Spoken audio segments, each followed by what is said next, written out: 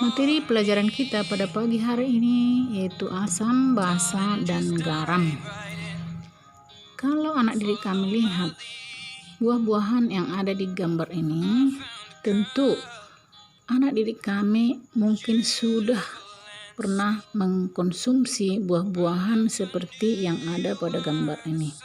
Di sini kita lihat yaitu ada stroberi, ada apel, ada lemon, ada pepaya, ada belimbing, dan masih banyak lagi buah-buahan selain dari yang ada di gambar ini yang mengandung asam.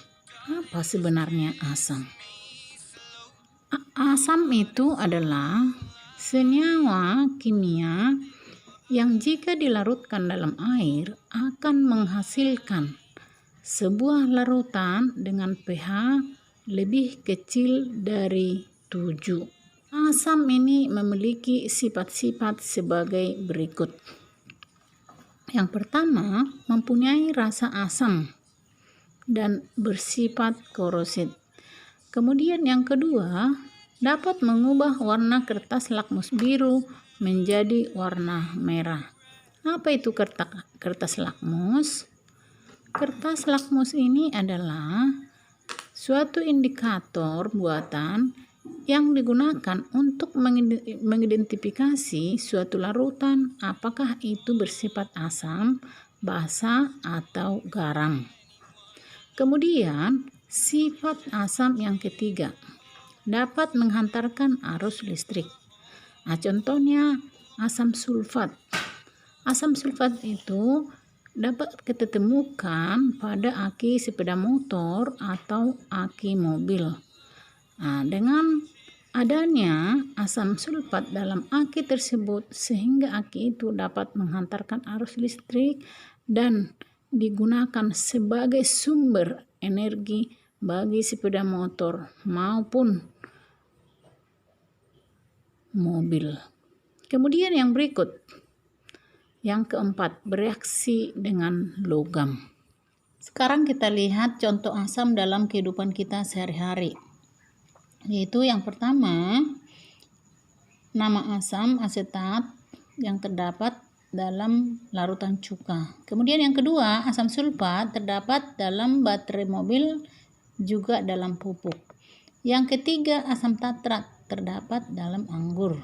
Yang keempat, asam malat terdapat dalam apel. Yang kelima, asam formiat terdapat dalam sengatan lebah. Yang keenam, asam klorida terdapat dalam asam lambung dan juga obat tetes mata. Yang ketujuh, asam nitrat terdapat dalam pupuk, juga dalam peledak. Yang kedelapan, asam fosfat terdapat dalam deterjen, juga dalam pupuk. Yang kesembilan, asam askorbat terdapat dalam jeruk, tomat, juga sayuran. Yang kesepuluh, asam sitrat terdapat dalam jeruk. Yang ke-11, asam borat terdapat dalam larutan pencuci mata. Yang ke-12, asam karbonat terdapat dalam minuman berkarbonasi. Yang ke-13, asam laktat terdapat dalam keju. Yang ke-14, asam benzoat yang terdapat dalam bahan pengawet makanan. Sekarang kita lihat bahwa senyawa pertama yang ditemukan dari golongan asam karboksilat itu adalah asam asetat. Oleh karena itu, tata nama dari asam ini umumnya diambil dari bahasa Latin yang bersumber dari nama, sumbernya di alam. Kita lihat beberapa contoh dari penamaan asam tersebut. Itu yang pertama, asam format. Asam format ini berawal dari formika yang artinya tiruan, dan asam format ini diperoleh melalui proses distilasi tiruan. Kemudian yang kedua, asam asetat, yaitu dari kata asetum yang artinya cuka.